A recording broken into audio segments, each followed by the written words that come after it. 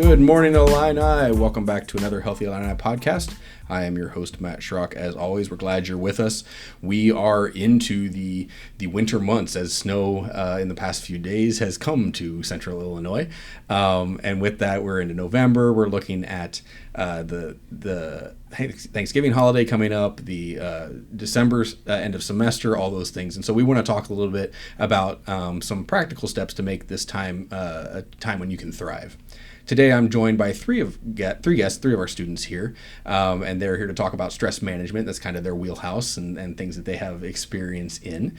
And so I want to introduce them real quick. First up is Kennedy Campbell. She is a grad assistant with stress management here at McKinley. So she's involved with our health education department.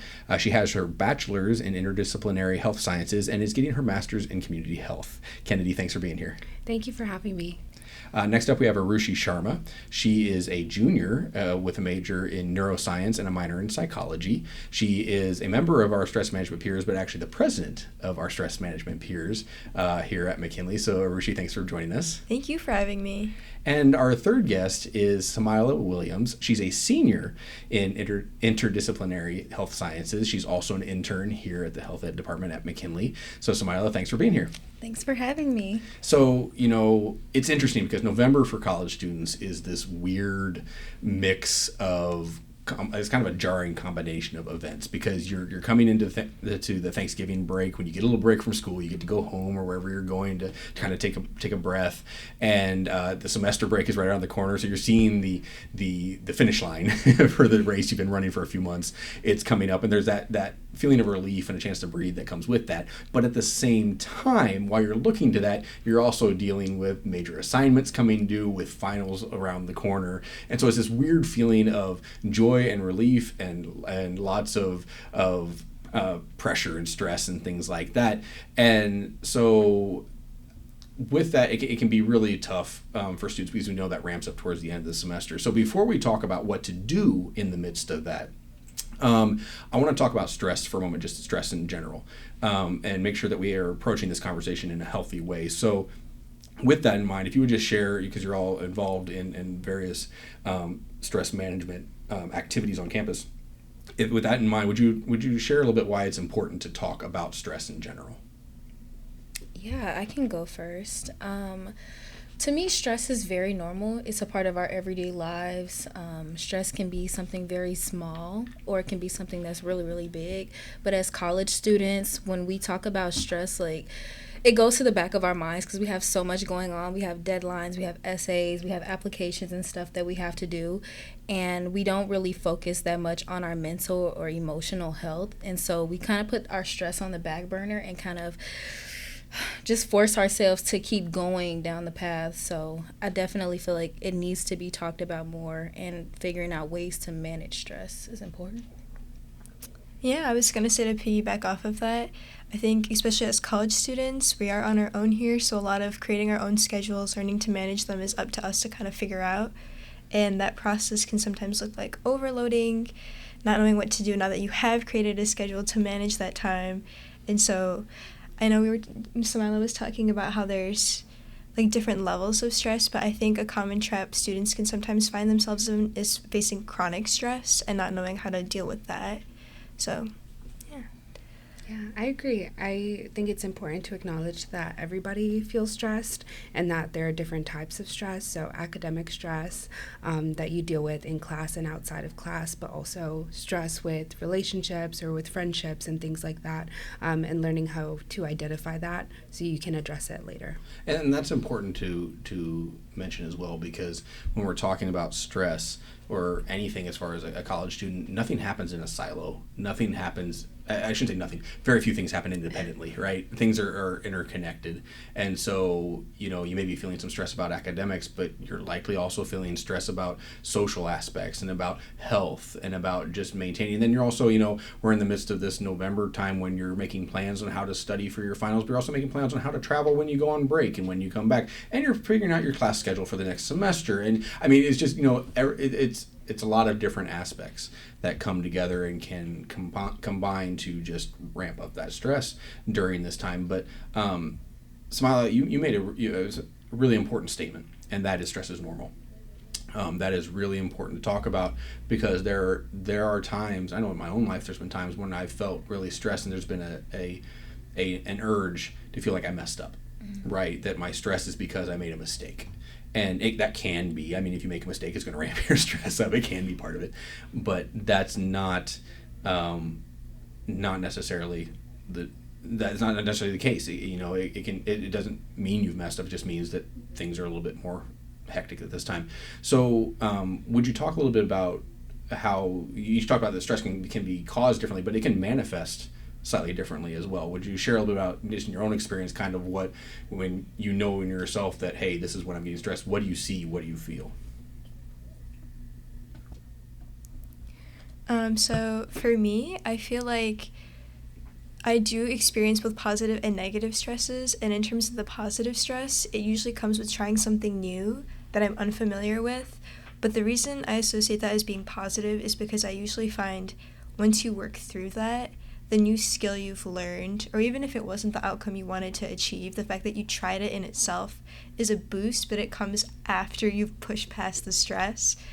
And in terms of the negative stress, for me, that manifests in physical chest pain. I know for some people, they shut down like the thought of doing work, even looking at your work. I feel like they're already sitting at a point where they're hanging on by a cliff, and that workload just feels like it's going to push them over. So neglecting work, kind of isolating, those are the main things I've seen in either myself or my friends. No, yeah, just to kind of piggyback off of that, for me, when it comes to positive stress, I think my positive stress comes from getting new opportunities. Like, say if I start a new internship, I'm not really like worried that I'm going to do wrong or make a mistake. It's just like this new opportunity. It's like being in a new environment. So I'm just like, I don't know, like I'm kind of scared, but in a good way, because it's like, I know this is good for me, but this is me in a new space, in a new environment, and I have to take on these new roles, which isn't bad. But for negative stress, it is also a physical manifest, because I get the worst migraines. Like, sometimes the lights are too bright, I can't see, and I just have to lay down in a dark room because I'm so scared, like I'm going to pass out or something. So for me, like, negative stress is more physical than, like, mental. Definitely. For me, I would say that positive stressors is definitely taking a new class, speaking sometimes for public speaking. It really stresses me out. But I think after overcoming it, or after doing the certain thing or taking the class after the first day, I feel a lot better. And just learning that you do have the tools to succeed, you just have to utilize them. So I think that's just something that was always important to me. And sometimes it's a good thing to be stressed, because you know that things are important to you and you're just going to go through them and deal with them the right way. But I guess, what else was I going to say? Oh, for negative stressors, I guess just feeling overwhelmed, or like an all or nothing mentality. I see that a lot. But learning that being consistent is so much better than an all or nothing mentality. So feeling like you have to get 100 on every single exam or every single assignment isn't always going to happen. And learning that stress happens when things don't necessarily go your way, and learning how to deal with that and cope afterwards. And you all talked about, like the positive stress, or the positive side of sometimes of stress is like new opportunities, and that can sometimes help, because it sometimes makes you a little hyper focused. It tunes you into what's going on, because you're feeling that sense of this is important, and so it's going to help you pay attention to what's going on. It's just that balance in that. So we've talked about what stress is, and then before we get, I really want to get to some practical applications of how you manage it and how you deal with it and things like that. Before we do, there's going to be a term that's going to come up a lot as we're talking through this. I want to make sure we address it and kind of define it to a degree, because it's a term that I think a lot of people have heard. It's a very popular term. I don't want to say buzzword necessarily, because that almost downplays it, but it's a very important term. But you hear it sometimes, you don't always know exactly what it means. That term is self-care, or self-management. So before we get into like the actual examples of this, would you share a little bit about what self-care means, just kind of in a general sense? Yeah, so self-care for me is just taking the time to do things that make me feel good. Not so much just like, okay, yeah, taking a bubble bath or something, because that's just like a temporary form of self-care, but something that I can develop into a routine that makes me feel good, especially if I've had a hard day or if I have a lot going on. So for me, I read a lot, and I will take time to just read anything I can. Like if I'm reading a book on my phone or if I have like a physical book, I will do that because that makes me feel good. I grew up reading a lot. So just taking the little things from my day and just turning it into something better definitely helps me with stress, and it's a part of my everyday self-care routine. For me, I feel like self-care, I today am still trying to figure out what that means. But the way I see it right now is intentionally taking time out during the day or week to do something that's just for you. And for me, that's often physical movement. So I like to go for walks. I like to explore new places.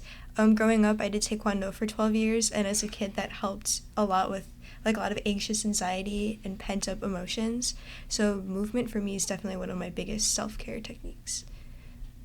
I would say for me, self-care is definitely just prioritizing myself and prioritizing things I need for myself to get myself to like manage my emotions a little bit better and get back on track. So if I had a really long day, I start at 8 a.m. and finish at 5 p.m., I'll go home and maybe cook. And I'm also a big runner, so just even like running or walking around campus, going around the quad, and just taking in the sights. I know it's snowing, but bundle up and get your running shoes on maybe. But I think that's really important for taking care of yourself and taking time to not only do work or see friends, but spend time alone if you need it, and kind of be alone with your thoughts and sort through things you want to. And I know that physical activity is really important as well when it comes to stress. So that's something that I really like to prioritize. So in talking all this, kind of the central theme, and Rushi, you touched on it, is just being very intentional to take care of yourself. Which adds an element of self-awareness, adds an element of introspectiveness, which college students aren't always the best at, depending on the situation. But really it comes down to coping mechanisms and finding them. And so this is where I really want to get into it. I want you to feel free to share examples from your own life and things that you've learned for others and things like that. But I want to talk about what those coping mechanisms are, because it's very easy for me to sit up to somebody and say, hey, you need to figure out some coping mechanisms, and then walk off. And they're going, I agree, but I don't know what to do. You gave me a great idea, but you gave me nothing to actually do. Because we've all had those assignments in classes where they give a really wide prompt, and it's almost not as helpful, because you're like, I just want a little bit of clarity. I want a little bit of instruction of where I can go, then I can take off. And so that's what we're going to do. We're going to give some clarity and instruction, and then let the listeners kind of take off with it. So talking about these coping mechanisms, being self-aware, being introspective, but that sets the stage for what we need to do next. So what I want to ask is, what are some specific, tangible, practical, applicable ideas that you can share, the listener can take away, especially in final season, as the end of semester is coming, and say, you know what, I can incorporate that right now. And it can be something small, it can be something long term. Just share a little bit about what works for you and what some things are you've seen other people use that has worked. I would say, especially around finals time, something that I think a lot of students feel guilty about is stepping away from the work, and their first notion is to just study for hours on end. But I think sometimes students overlook the fact that if you maybe step away for 20 to 25 minutes to do something that you want to do for yourself, when you come back to do the work, you feel a lot more refreshed and may even be more focused and more productive than if you were to spend that time studying for those 6 hours straight. So what I would recommend for students is, if that thought overwhelms you, maybe try a 10-minute break where you can go walk around your apartment if it's too cold outside, or maybe do jumping jacks for a few minutes, just something to get the blood pumping again, and then sit back down and try to focus again from there. I'm so glad that you mentioned that because it reminds me of a conversation me and Kennedy had about like the Pomodoro technique and just like working for 25 minutes, taking a 5-minute break, doing it again in a cycle, and then taking a longer break. I think that's so beneficial to students because we do tend to overwork ourselves. And for me, like I grew up with a lot of academic validation. Like it was put onto me that A's are nothing, honor roll or nothing. And that gave me a lot of anxiety when I got to college because I didn't realize that high school and college were completely different as far as it's related to the curriculum. And so when I got to those STEM classes, I'm like, oh, this is not like high school whatsoever. And it worried me because I'm like, oh, you know, I'm pursuing a career in like medicine. I have to know this.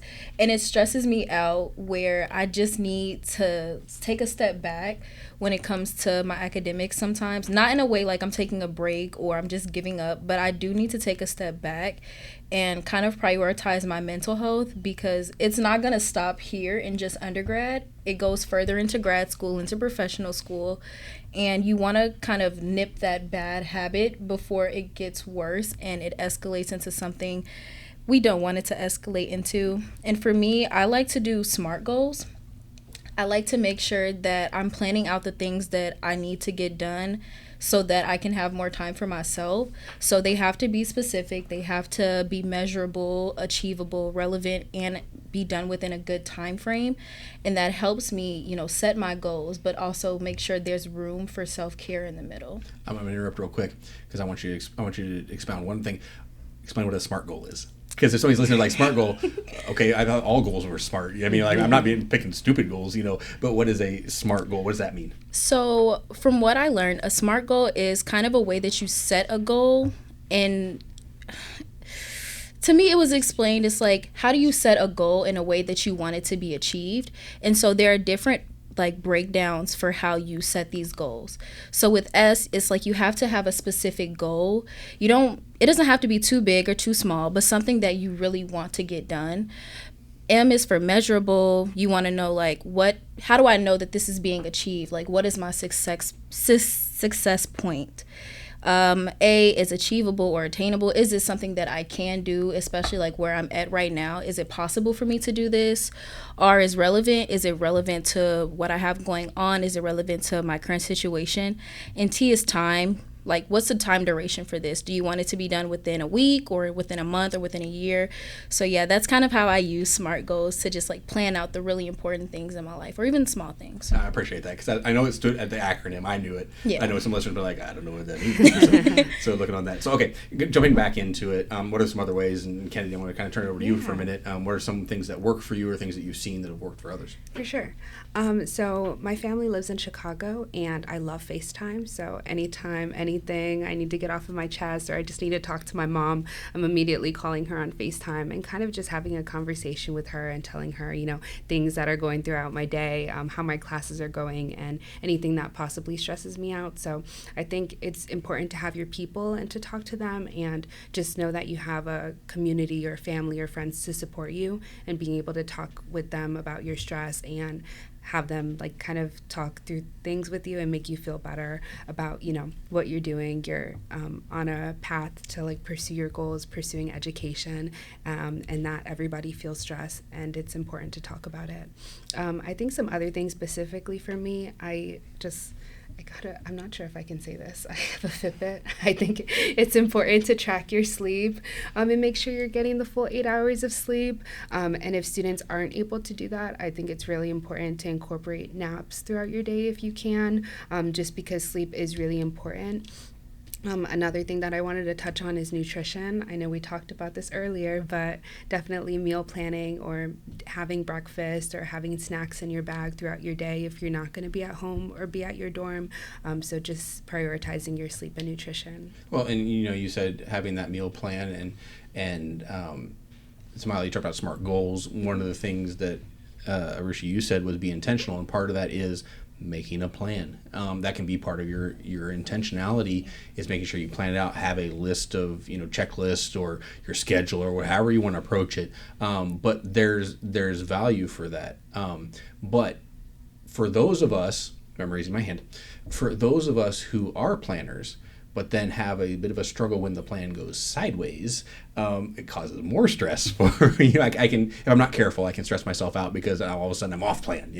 What advice would you have for somebody who's dealing with that side of it, that they make a plan but something goes wrong or something changes or out of their control or whatever it may be, but now they're feeling that stress because the plan is off?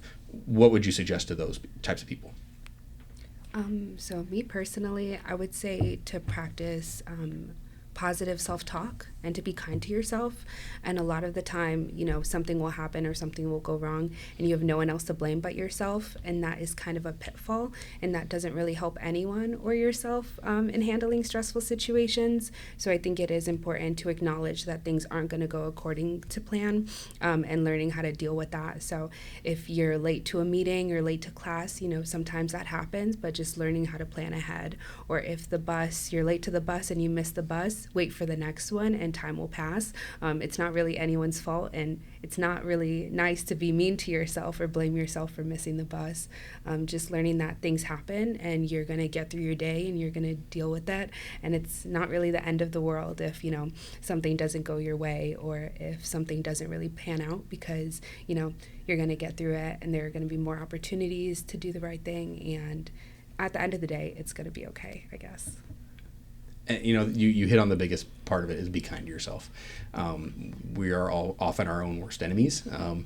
And so when things do go sideways or things don't go according to plan, or you look around and say, oh, everybody else has it figured out and I don't, those are all lies. Those are fallacies. But we tend to put them on ourselves. So you have to, and again, you have to be intentional to be kind to yourself. Those words, internal words of affirmation, maybe you say them out loud even to the mirror or record it on your phone or something. But having that intentionality of being nice and giving yourself grace and giving yourself space and giving yourself an opportunity to move forward is a big deal. One thing before we wrap up and we run out of time, one thing I do want to highlight is that you may have heard it already as you're listening, you may have noticed it as you're listening, but just in case, as we were talking from the very beginning about how you manage stress, we had Samila who says she likes to read, we had Arushi who says she likes to do taekwondo, and we have Kennedy who likes to run. 3 very different aspects, and that's okay. And so what I want to stress is that find what works for you. What works for you may not work for everybody else. There may be some people may like to read, like Samila, that may work. For others, they need that physical activity as their number one, and it doesn't have to be one or the other. It's not like Samila only reads. That's all she ever does. She doesn't ever go or walk around. All she ever does is read. It's not that either, but it's understanding what you need in certain moments. Like right now, I need to take a break and read. Right now, I need to lay down and take a nap. Right now, I need to go eat something. I need to go outside and do. It's figuring out what works for you. Was that difficult for you coming, because you're now all, you're not freshmen, right? I mean, you've been through this path a few times. Was that difficult for you to figure out your path of what worked for you and kind of get that balance? I would say, yeah. I think when I first got here, I really wasn't thinking about stress management as much, because that transition from high school to college, it changes your brain chemistry or something. You just don't know what to expect when you get here, and so everything is kind of just rampant. But once I discovered what works best for me, I'm not athletic at all. I do like to walk. I do walk, but I'm not a big workout person, and that's okay. But I know that I have a love for arts and reading, and so using my hobbies and my talents works best for me when I need to do a lot of stress management, when I need to relieve that stress. I own so many canvases at home that I don't know what to do with them, so I'm just making a thing where now when I feel like I need to decompress, I'll just draw something. I'll get some inspo off of the internet or something, or I'll just draw what's on my heart, and that works best for me. And whatever works best for you is definitely fine, but I'm not an active person. I don't like to do all that. Yeah, I was gonna say, when I first came to college, if I had to first notice that something wasn't going right if the stress kept building, and until that point I feel like the default was just, oh, I'm feeling stressed, I'm just going to let things go. But I had to consciously think, okay, if I'm feeling stressed, why in this moment am I feeling stressed? Is it because I'm hungry? Do I need to take a nap? Do I need to take a 30-minute break? And it wasn't until, back to the theme of intentionality, until I actively thought, okay, I don't like the way I'm feeling. I don't want this to continue in the future. How do I take time to manage it? that self-awareness starts to kick in about, okay, why am I feeling like this? What can I do to help alleviate the stress in the moment, and then keep those techniques in mind in the future? Definitely. I would say for me, thinking about stress management was really hard because the only thing I had heard before college was you just need to meditate. And I don't know what the issue is, but I do not like to meditate. I just am not really good at being quiet and being alone. But I think that learning that stress management is something different for everybody. So if meditation works for you, that's great, but it's not going to work for everybody.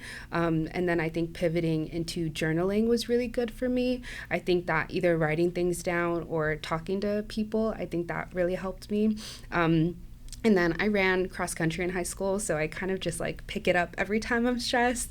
And I think that running is great, but none of my friends are runners. That's not going to work for everybody. So I think that walking is also a really good thing. Walking outside, getting some fresh air. I see, students at Granger, they're open for 24 hours. They're just inside the whole time studying. Sometimes it's good to get some fresh air, walk outside and make it intentional instead of just, going to the library, walking home, walking back to the library, walking to class, actually taking the time to enjoy the beautiful campus and, take time for yourself to think about things outside of school as well. So before we close, because we are running out of time, as we always do, because these conversations are great and we can just keep going on forever. But before we close, Kennedy, you mentioned a couple times talking to somebody. That's a huge thing. If you are feeling stressed, if you're feeling overwhelmed in any way, especially studies, talk to somebody. It can be a friend, it can be a medical professional, whatever it may be. But you are all members of McKinley. You're involved in stress management here at McKinley. So in talking to someone, there is such a thing as a stress management peers. And so if somebody wanted to get in contact with that group, how do they do it? Or how do they connect with stress management educator here at McKinley? If somebody wants to talk, they're listening here and they're like, I want to reach out to somebody. How do they find them? So throughout the semester, we do outreach events throughout campus. We'll be at Granger, we'll be at the main library, we'll be at the cultural houses. We'll have our tables set up so people can always come up to us and talk to us there. We'll have resources on the table for students to use in case they want to take it a step further from just speaking to us at that moment. But then we also have Janine, of course, and her information is on the McKinley website if people wanted to talk to someone that was more experienced or professional. And does Stress Management Peers have any social media presence? We do, yes. We have an Instagram.